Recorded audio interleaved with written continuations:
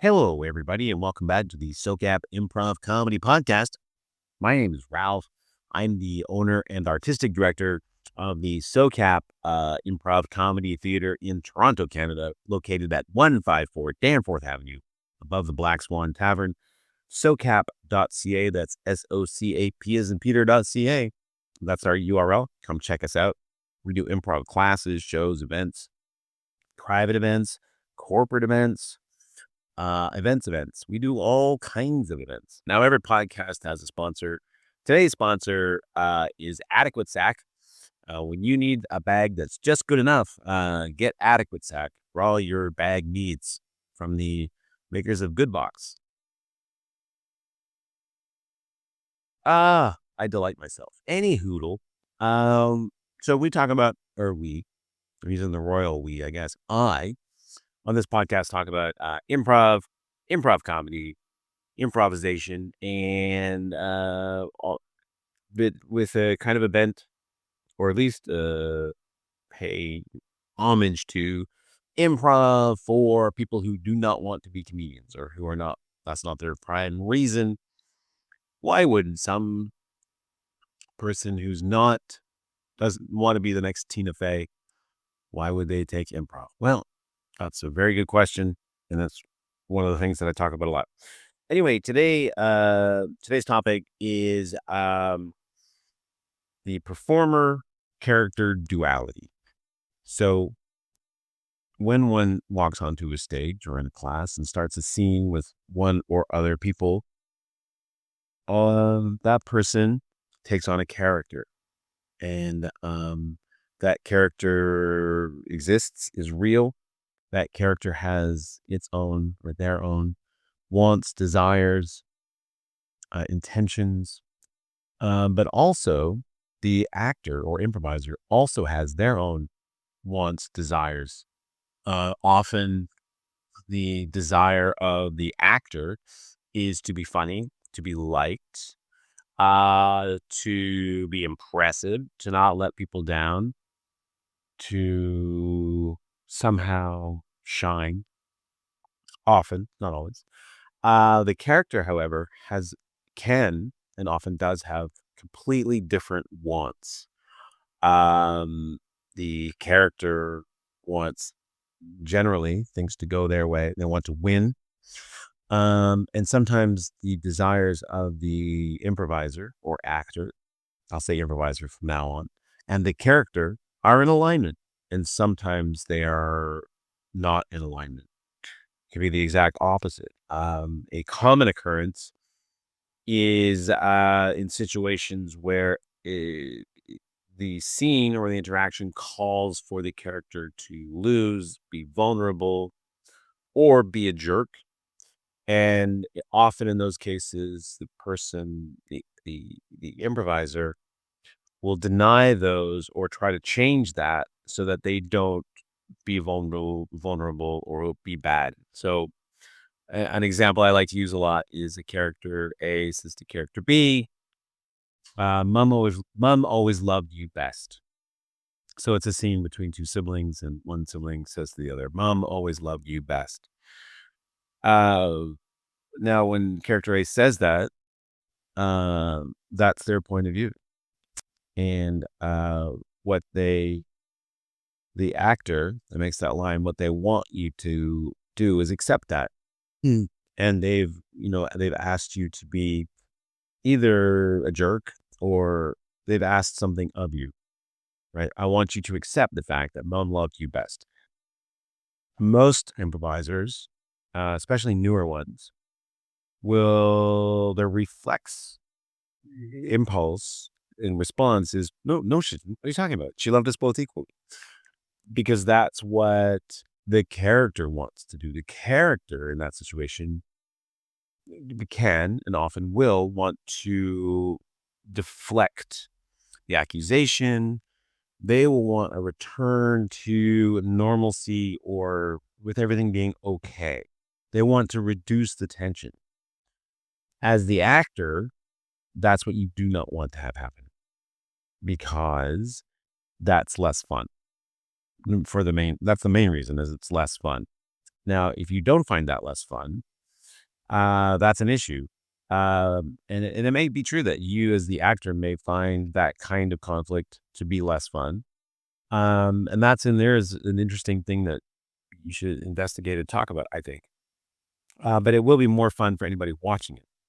More fun for the audience watching it is if the character's response to "Mom always loved you best" is not to say, "No, she didn't. What are you talking about? She loved us both equally." Is like, "Of course she did. I mean, why wouldn't she? Look at me. I'm far and away the superior sibling." That is a much more fun response. And it also honors what the initial character wants is you to accept that, and that's one possible way. But here's a case where the desire probably of the actor, improviser, and character are in conflict. The character wants to deny. Same thing if the character gets caught, cheating on their significant other. They want to hide it and lie about it. Any kind of accusation will often bring about the desire of the character to say no, deflect, not own it, lessen the stakes, apologize. That's what the character will often want to do if the character is a good person. Like a good person in the way that we tend to be good. We tend to be nice. We tend to say that's not true. Um, but that will lead to a scene that's less fun for everybody, generally. So accusations uh will tend to make the character say no. Uh any kind of accusation. You had a lot to drink last night. No, no, I didn't. I had the usual amount. Uh you're late. No, no, just a bit. That's what we'll tend to do. We'll tend to diminish, make everything okay, lessen the stakes, right, in the scene. But the actor part generally does not want to do that. So accusations, the actor part of you should try to accept them. Mom always loved you best. Of course she did. Are you having an affair? Of course I'm having an affair. It's about time you woke up to the fact. You can see right away that those are more fun and dynamic, and partially I think because they're not expected. They don't expect that. And that's a whole other, you know, discussion about, well, what do we do now that we've accepted something that is outside our expectation? We don't expect people to admit readily that they're cheating. And so it begs the question, why are they being so open about it? But that's another reason why these things are often hard to accept because they demand explanations and it's hard for us to see, well, I would never do X. Therefore, it's very hard for me to see why anybody could justify doing X. And this is another thing that's improv is great about in developing empathy and other ways of looking at things and seeing the pluses and minuses, seeing the pluses in bad situations and the bad and good situations. So there is a duality that exists when you walk on stage. And accusations are ones that I would encourage you to say yes to and embrace. Just as a bit of a sidebar, it doesn't mean when you're accused of something like "Mom always loved you best" that you have to be a jerk. You can be. You can also play it in a way that is empathetic. You can say, I know she loved me best, and you know what, I've never really apologized for that because I feel responsible." So you can be nice too, but the first thing is to accept the accusation. Similar thing happens with praise too. Um, it's an interesting thing among improvisers, especially newer ones, that we like to get back to kind of everything is okay. Things aren't great and they're not terrible. They're okay. How was your weekend? Fine. How you doing? Okay, not bad. These are all very, in the sort of mid range of extremes, right? It's middle. It's not committing to anything. Whereas what we want to watch and what is more fun is to embrace the extremes. How was your weekend? Terrible. Oh my God, it was the worst weekend ever. What? Right away, it sparks a kind of like, well, what happened? What's going on? It sparks interest. Whereas, how was your weekend? Fine. Okay. You know, That's tend to what happens. So there is a duality that exists, the actor and the character. And as the actor, what you want to do is get your character in all kinds of trouble. Make them vulnerable. Make them a jerk. Sometimes they get to be a hero. But what you want to do is you want to get your character to do whatever they need to do in order for you to have fun and play with another person. And often that requires you saying yes to the idea that your scene partner puts forward. And that's positivity. Positivity is being positive to the idea that your scene partners put forward. It's not being nice necessarily. It could be, but here my favorite example is character A says, "Whoa, oh boy, we really blew that meeting." And again, and I'm sure you can say it with me, the majority of improvisers will, given that prompt, will say, "No, we didn't. What are you talking about? You were fine. It's going to be great." Right. And now, oh boy, we're going to come up with a new idea. And it stalls everything. It's like, okay, well, that idea, what didn't work, let's try a new thing. Whereas the positive response and the one that you as the actor want to do is like, oh my gosh, you're right. You're dead. Or we're fired. We're screwed. Oh, that's terrible. Right. Let's say yes. Let's embrace it. Let's get into trouble together. And that facilitates us playing as improvisers, as actors, as adults or children, whatever you want to be. But we're our goal when to me improvising is playing.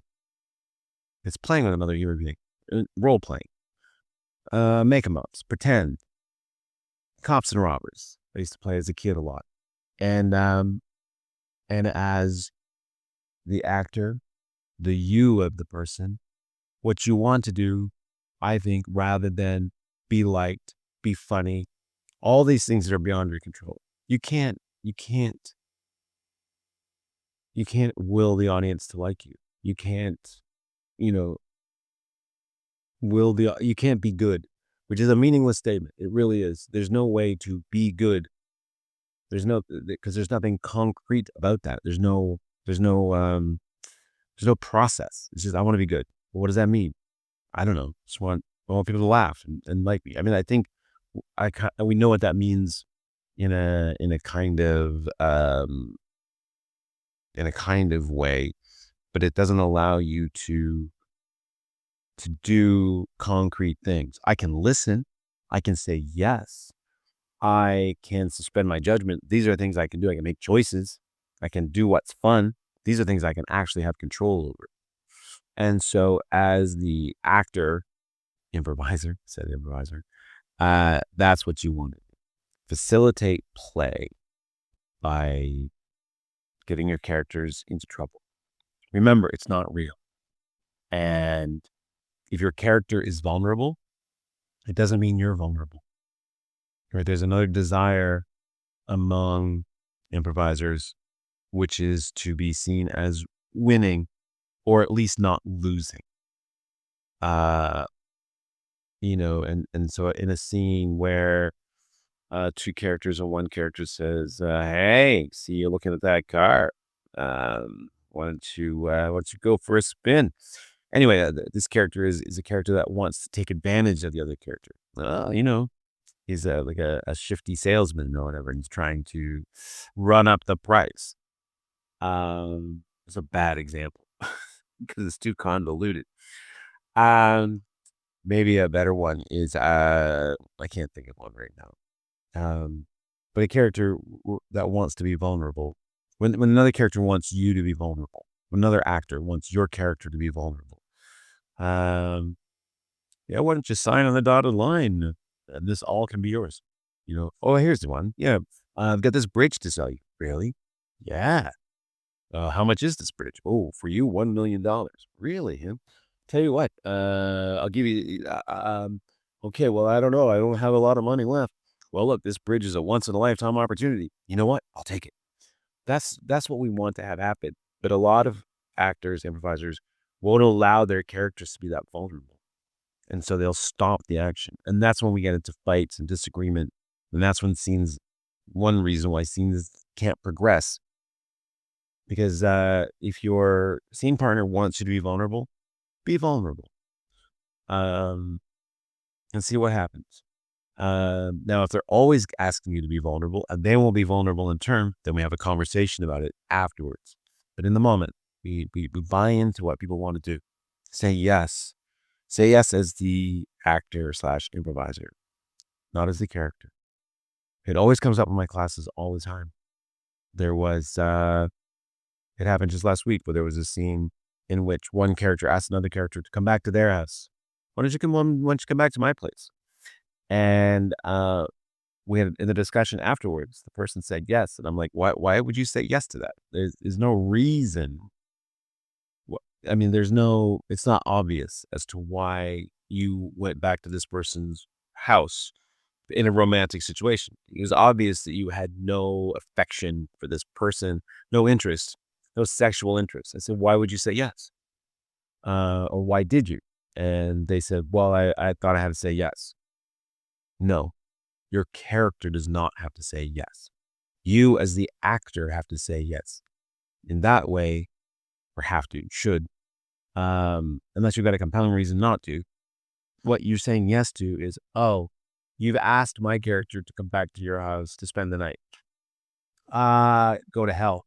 I don't even know you. What's the matter with you? That is all yes. That's all yes, right? I'm saying yes to what you are suggesting as the course of action. And I hear that, and my character's answer is go to hell, right? I mean, think about it. Like if one character asks another character to jump off a bridge, to use that old bromide, and he said, sure, we'd all be like, what? Well, hold on. What? What's happening here? We'd all be left to make up our own, minds or make our own conclusions as to why that character said yes. It's not obvious. But the yes to that is, why don't you jump off this bridge? Why don't you go to hell? That's perfectly fine. That is a yes. Okay? Because you're saying yes as the actor to yes to the situation. You're not as a character saying yes, that you're going to jump off a bridge or go back to another character's house or take off your clothes or do a dozen other things that would make no sense. Now you can make those things work by justifying them, of course. Come back to my house. Ugh. All right. Sure it's tough out here. Oh, okay. They're going back because they're desperate, because they can't find anybody else, or this is the best offer they had. That's fine. It's sad, but it's justifiable, and we understand what's going on. Anyway, that's my thing for today. There's a duality.